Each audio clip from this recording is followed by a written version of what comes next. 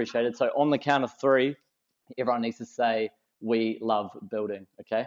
Are we ready? 1, 2, 3. We love building. Thank you very much. As we all know, I would like to consider myself somewhat of a superstar on TikTok, but got a long way to go. Just a little bit of housekeeping stuff. I've recently been taking a heap of media training.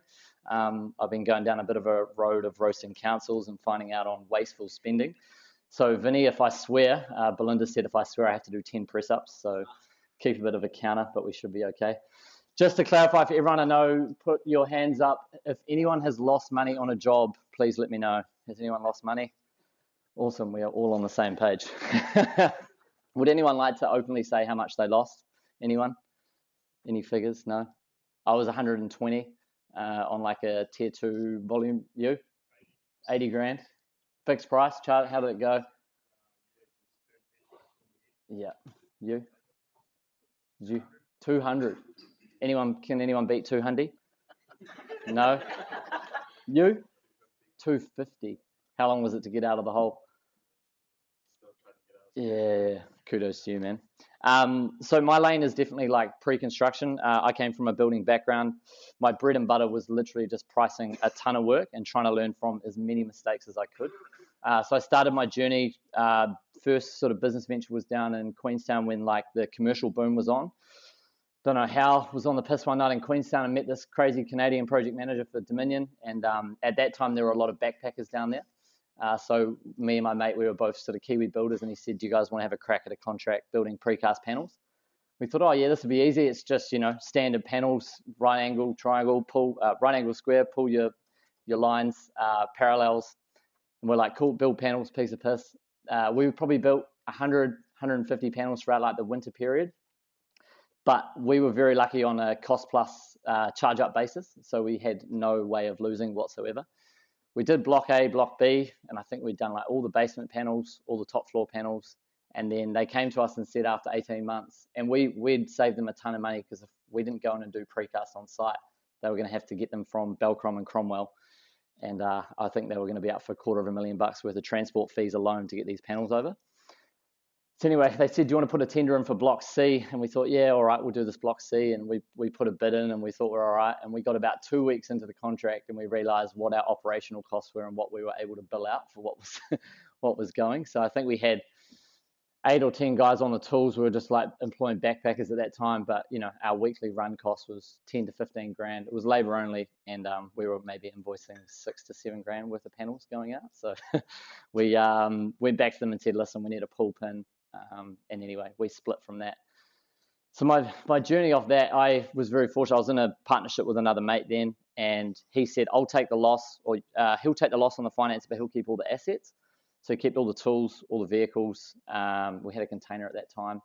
And then I just kind of walked away clean slate. So I was like, sweet. I felt like I got off a little bit lucky there. And then after that, Queenstown was booming. So went back to the residential market.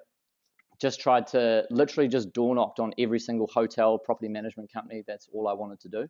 And I was just like, if I can just price every single job under $5,000, I felt like that was the best way I could get in and potentially, start making some money and do really well. So that was interesting. Did that for about a year. It went really well. Got offered to do some townhouse tenders in Wanaka. Put in a really good tender about a year out from the start date. I think I put in a tender for like $380 a square meter labor only, double story townhouses, which is pretty good. That was cladding and internal finish. That was good, but man, big learning curve on that one. I was trying to save $2,000 on a lawyer to oversee a contract, and that was the one that ended up costing me about 120 grand. I didn't want to spend $2,000 on the lawyer's fee at the time.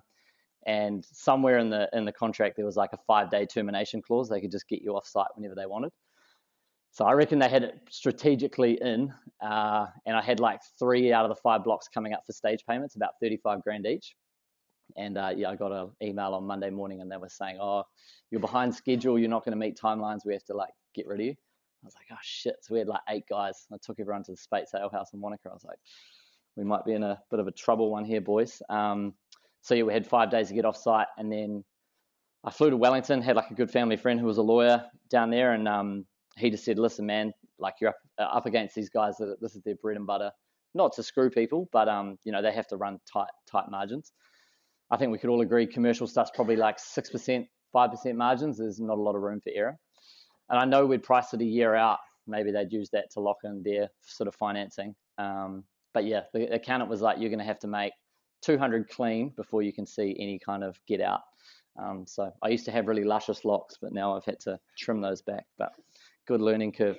So after that, I packed up Queenstown, went back to Auckland, and I was very fortunate to meet like a good friend who was in the digital marketing space. So we were just trying to get in that space of not having to compete for too many jobs that were hard. I didn't want to have to go and do door knocking at Ray White or door knocking at property management companies. So he just said, I met him at a pool party in Mount Wellington. And he said, hey man, I'm doing this digital marketing stuff. I'm working for this agency, but I don't, there was a lot of rules and regulations. He couldn't just do whatever he wanted to do. So he said, I want to try some stuff with you. He was looking in the trade space. I don't know. I've shouted him out on Instagram heaps, the lead guy. He's really, really good. Anyway, he said, man, just come around to my house on a Tuesday afternoon. We'll shoot an ad. And we looked at the most expensive and the cheapest keywords in that time in Auckland. And I think like the most expensive keyword was renovation builder, new home builder, renovations. But the cheapest keywords was handyman builder, small jobs, maintenance, or rotten repairs. So we just filmed this 30-second ad, and it was, hey, it's David here from Baker's Bills. We do blah, blah, blah is what we do. And our value proposition was, we'll guarantee to get back to you within 24 hours, because I think the stigma was no builder was getting back to anyone when it's really, really busy. And then first weekend we ran that ad, I think we spent $1,000 on Facebook, and I think we had like 55 leads like came in over 3 days, and it was the biggest dopamine hit I've ever had. And pretty much for 5 years, I just went really, really hard on that in Auckland. And sort of a few takeaways of that was, we just went heavy guerrilla marketing. Like I just wanted to do whatever I could do to get my name out there, and rinse and repeat the process of like sales, pricing, negotiation as many times as I could. I'm not saying I'm better than anyone here in regards of running your business. Everyone knows their numbers better than me. I'm not a better builder than probably any of you guys, but I believe volume trumps everything. Like if you can do something plenty of times, like if you can stand the same set of frames on a house 50 times, 60 times, you're going to get really, really fast.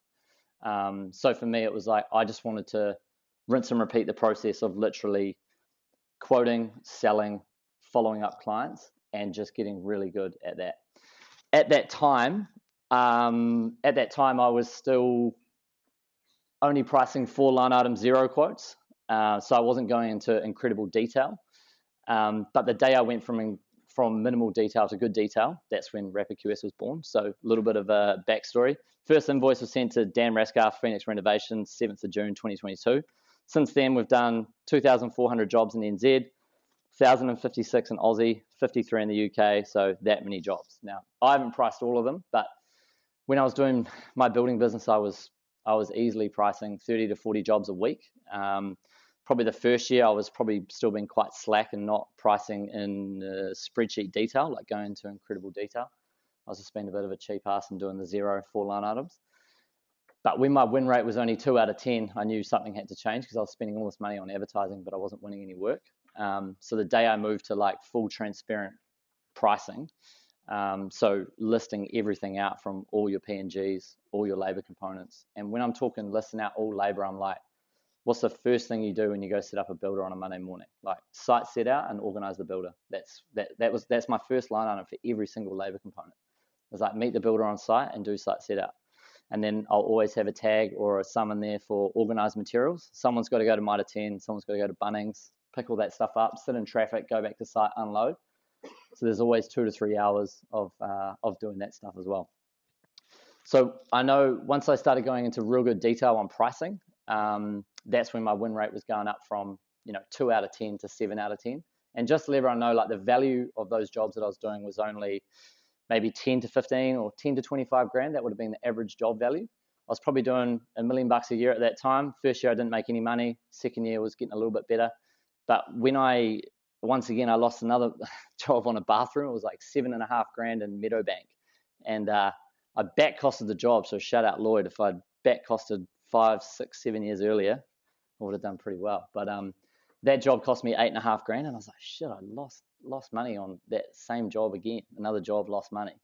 And when I started going into, at the end of every day with my line items, whatever my time or labor was spent, I would just get in a real good habit of filling it out at night and just going, cool, I'd allowed 6 hours for demolition. How many hours were the boys on site for? And obviously I was paying them maybe 30, 35 bucks an hour, but charging out at 65. So I wouldn't put the hours, I just put the total cost. So 35 times 6, whatever that is, 205. If I'd had 6 hours at 65, I had 365 or 380. So I knew I was up 100 bucks. Sorry, as everyone can tell, I probably go all over the show a little bit, but I'll keep a bit of structure. So my big mantra when I started Rapid QS was, I was sitting in Thailand with Mike, the lead guy, after we did all this advertising and things were going well. All I was trying to get was one job a week, one job a day, and then one job an hour. That was all I was trying to do. So initially it was cold calling, then it was digital marketing, and then it was like doing a good job and doing follow-ups. So my behind the scenes of then to now, after Rapid QS. So then, as we all know, business ownership is pretty tough. There was a shitload of chaos. So in my first 2 years, 5 a.m. before all the chaos. Who here prices before work or after work? Hand up. I can't price during the day.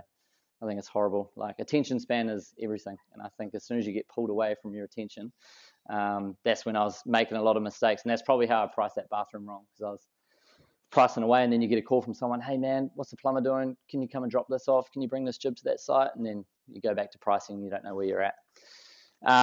Sales calls, changes, follow up, like always doing preparations of, jobs during the day. That was when you're kind of in the heat of the day. Probably up until 10 o'clock is when it's the worst, when you're running a building company. And then pricing jobs 5 to 8. Chaos, I'd say yes to everything. People would be like, hey man, I need a price tomorrow at 8 a.m. Yeah, sure thing, I'll scrap everything off. And then 8 till 10 p.m., this is in the early days of Rapid QS, I was at the Hilton Hotel every night. All I'd do is go and price one job, make a splice video, chuck it up on Instagram and TikTok, send it to heaps of builders. And I was probably only sleeping 4 hours a night, so pretty stressed. Now I'm doing UK sales calls, time zone, cleaning up my inbox during the day, trying to do gym and tennis during the day.